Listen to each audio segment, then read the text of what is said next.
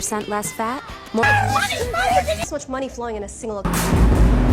You're under arrest. Most everyone took it to.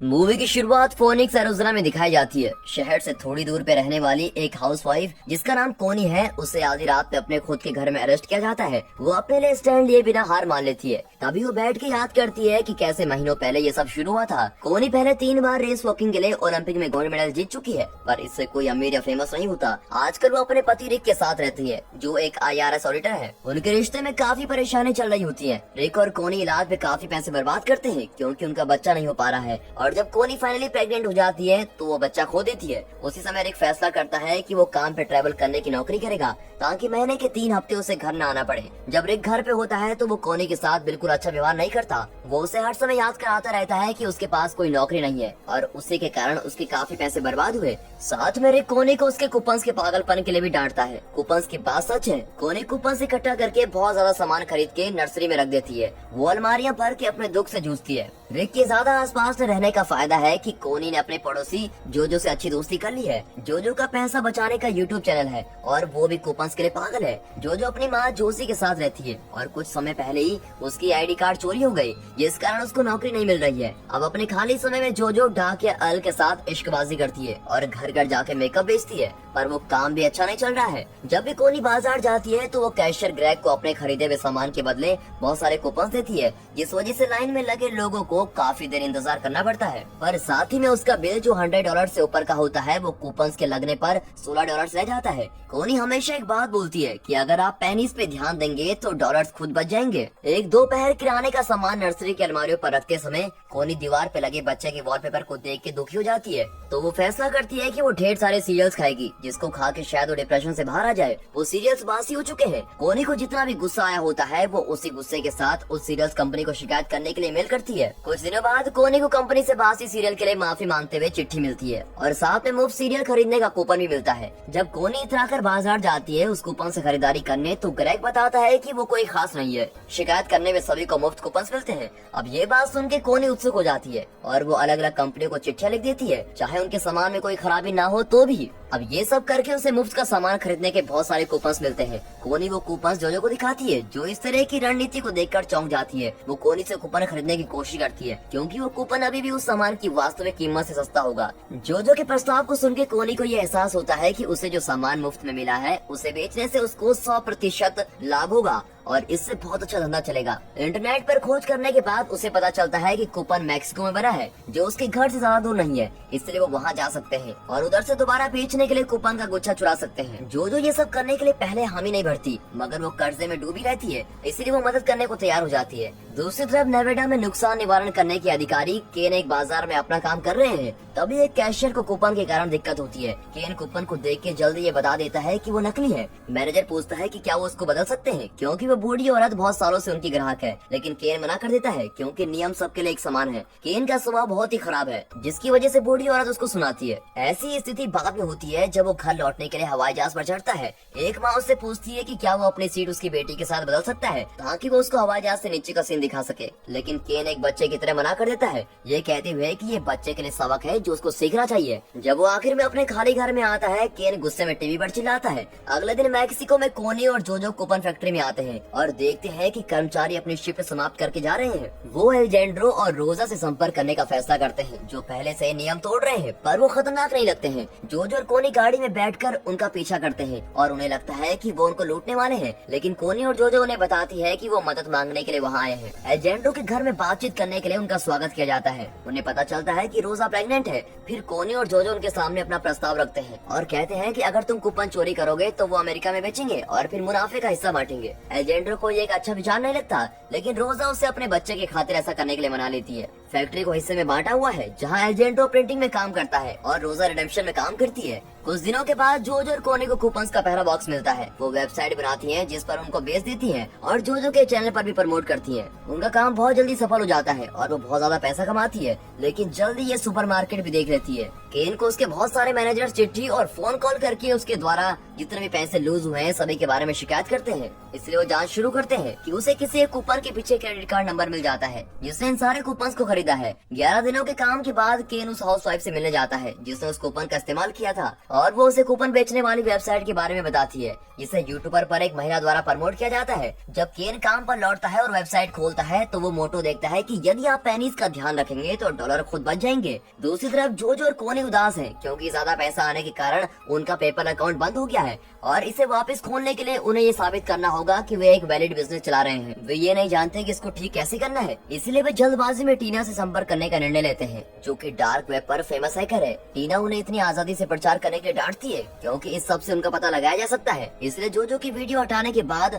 वो बताती है कि उन्हें अपने बिजनेस के लिए एक फ्रेंड की आवश्यकता है ताकि वे उनका पैसा साफ कर सके। उन्हें नकली आईडी, बैंक खाते और काम करने के लिए गुप्त घर मिलेगा। साथ ही उन्हें अपना पैसा खर्च करने से पहले 6 महीने इंतजार करना होगा ताकि उनके द्वारा स्थापित हर कनेक्शन जो उनके असली नामों से जुड़ा है वो गायब हो जाए। सब कुछ ठीक होने के बाद टीना को उसकी मदद के लिए 10% मिलेगा। वो उन्हें उनकी महत्वपूर्ण फाइल्स को रखने के लिए एक विशेष एनक्रिप्टेड यूएसबी देती है। टीना की तेज सोच के कारण केन के लिए इंटरनेट पर कोई सुराग नहीं बचा है। वो FBI के पास जाता है और वो कहते हैं कि वो इस पर गौर करेंगे, लेकिन वास्तव में उन्हें इसमें एक समस्या का पता चल जाता है। कूपन का विषय हंसाने योग्य होने के कारण वो इस मामले को अपने सबसे निचले डेस्क कार्यकर्ता अल्बर्ट के पास फेंक देते हैं क्योंकि उसके पास काम करने के लिए बेहतर कुछ नहीं है। अल्बर्ट मामले को स्वीकारता है। जोजो के कॉस्मेटिक्स ब्रांड और टीना की फर्जी आईडी को कवर के रूप में इस्तेमाल करने से कूपन घोटाला फिर से एक बहुत ही लाभदायक बिजनेस में बदलने लगता है। पर दूसरी तरफ केन FBI के लिए हर दिन संदेश छोड़ता है। 6 महीने बाद कोनी और जोजो अपना पैसा खर्च करने के लिए तैयार है, पर उन्हें याद है कि टीना ने कहा था कि ये काला धन है,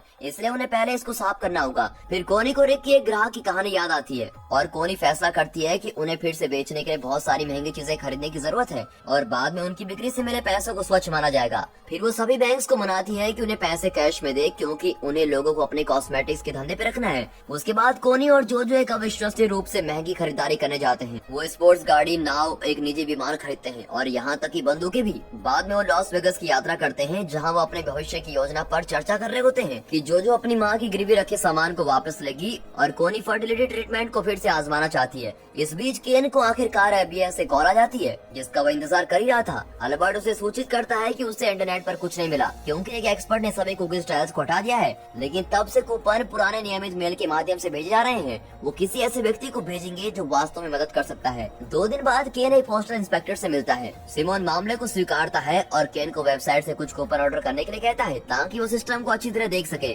जब लिफाफा कुछ दिनों बाद आता है, सिमोन जल्दी से लिफाफे को नोटिस करता है कि ये कहाँ से है। सिमोन जल्दी लिफाफे को नोटिस करता है कि ये कैंसास से है, लेकिन ये वास्तव में एरिज़ोना से आया है। ये उन्हें ऑनलाइन टिकट पर विशेष नंबर देखकर पता चलता है। वो जल्दी फोनिक्स जाने के लिए तैयार होता है और अपने साथ केन को ले जाने के लिए भी सहमत होता है क्योंकि वो पहले से ही सभी सुपरमार्केट को जानता है। कोनी फर्टिलिटी क्लिनिक में अपॉइंटमेंट लेती है और जोजो को अपने साथ समर्थन के लिए ले जाती है क्योंकि उसने रिक को नहीं बताया कि वो ऐसा कर रही है। डॉक्टर उसे सूचित करता है कि ये उसका आखिरी शॉट है, इसलिए कोनी अपने पति के बजाय डोनर के बीज का उपयोग करने का फैसला करती है। बाद में शाम को टीना उन्हें फिर से संपर्क करती है ताकि पता चल सके कि सारा पैसा कहाँ गया। जब वो उनकी बात सुनती है तो गुस्सा हो जाती है क्योंकि वो इस बात से चूक जाते हैं। जोजो के सौंदर्य प्रदर्शन ब्रांड का उपयोग करके वो पहले ही पैसे साफ कर चुके थे। अब उन्हें जितनी जल्दी हो सके वो सब कुछ बेच देना चाहिए जो उन्होंने खरीदा था और वो इसे प्रतिदिन कम मात्रा में बैंक में वापस डाल दें। जब रिक अपने बिजनेस यात्रा से वापस लौटता है तो वो नोटिस करता है कि कोनी ने नया टीवी खरीदा है, इसलिए वो उसे बताती है कि उसे नौकरी मिल गई है और अब वो कूपन का उपयोग नहीं करती है। ये रिक को बहुत खुश करता है।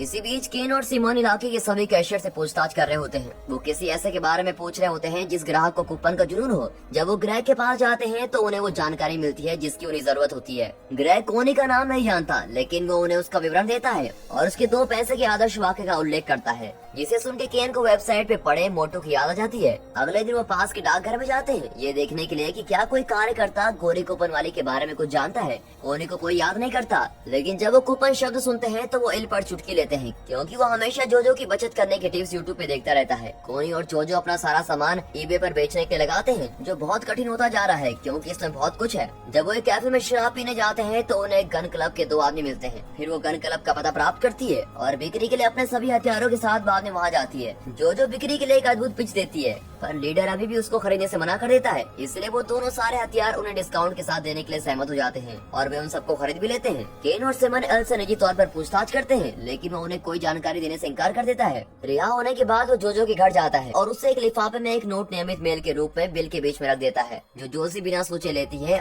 और जो ये नहीं जानता कि केन और सिमन ने उसका पीछा किया है और वो अपने वाहन में बाहर बैठे हैं और जब तक उन्हें जरूरत होगी वे घर के बाहर निगरानी करेंगे। जोजो के घर आने तक रात हो चुकी होती है और उनको एहसास होता है कि ये औरत ही है जो उस हाउसवाइफ ने यूट्यूब वीडियो पर देखी थी। जब जोजो अपनी गाड़ी से बाहर आती है तो वो नाचने लगती है, क्योंकि उसने जो लेटेस्ट डील की होती है वो बहुत ही बड़ी की होती है। अगली सुबह जोजो का जोजी के साथ एक झगड़ा होता है और मेल पर कोई ध्यान नहीं देता, इसलिए वो हमेशा की तरह गुप्त घर के लिए ड्राइव करती है। केन और सिमन वहाँ उसका पीछा करते हैं और कोनी को भी देखते हैं और उसको ग्रेग के विवरण से बताई लड़की समझते हैं। अब सिमन और भी इंस्पेक्टर को इकट्ठा कर लेता है और अब उनके पास अधिक विवरण है। उसके लिए कोनी और जोजो की पहचान ढूंढना बहुत आसान है, खासकर जब वे ग्रेग को एक तस्वीर दिखाते हैं और वो इसकी पुष्टि करता है। उस रात बाद में जोजो को नींद आ रही होती है, इसलिए वो अपनी माँ की जाँच करने के बाद रसोई में नाश्ता लेने जाती है। तभी वहाँ उसे आखिर में एल का नोट मिलता है, जिसमें वो उसको शहर छोड़ने के लिए आग्रह करता है, लेकिन तब तक बहुत देर हो चुकी होती है। सिमन अपने आदमियों के साथ आता है और कोनी, जोजो और जोजी को गिरफ्तार करता है। उनके घर और ठिकाने के बाद घर पर छापा मारा जाता है।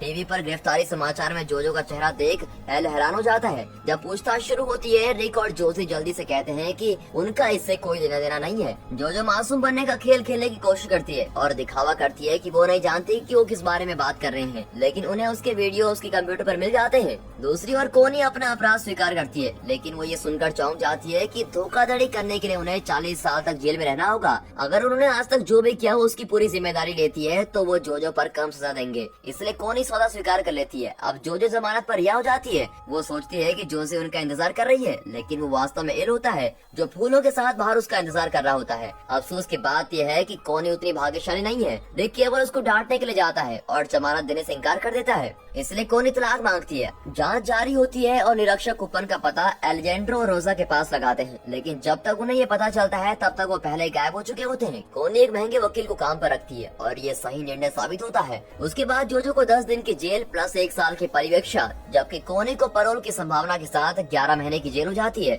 सिमन और केन इस परिणाम से बहुत खुश नहीं होते और राज्य के वकील से जवाब मांगते हैं, जो बताते हैं कि जज महिलाओं के साथ आसान हो गया है, अब मामला खत्म हो गया है। सिमन को जाना होगा, लेकिन जाने से पहले वो केन से कहता है कि वो एक अच्छा आदमी है और वो उसके साथ काम करके बहुत खुश है, लेकिन उसे अपने रवैये को थोड़ा कम करने की जरूरत है। जैसे जैसे दिन बीतते हैं सबकी जिंदगी बदल जाती है। केन थोड़ा अच्छा होने लगता है। कोनी को तलाक मिल गया है जो वो चाहती थी और उपचार सफल हो गया, इसलिए वो एक बड़े प्रेग्नेंट पेट के साथ जेल में समय बिताती है। अधिकारियों ने अधिकांश घोटाले की कमाई जब्त की, लेकिन सौभाग्य से वो नर्सरी में डिब्बों को ये सोचकर अनदेखा कर देते हैं कि ये सिर्फ भोजन है, इसलिए जोजो उन डिब्बों को बचाने के तैयार हो जाती है, ये जानकर कि कोनी उन सभी में पैसे छुपा कर रखी है। एल से मिलके वो और जोजो मोंटेग्रो चले जाते हैं, एक गैर प्रत्यक्ष देश, एक और सौंदर्य प्रदर्शन ब्रांड के तहत एक नया घोटाला शुरू करने के लिए। कोनी के आने की प्रतीक्षा में जब वो आखिर में मुक्त हो तो वो फिर से एक साथ काम कर सके। और ये मूवी दोस्तों यहीं पर खत्म हो जाती है।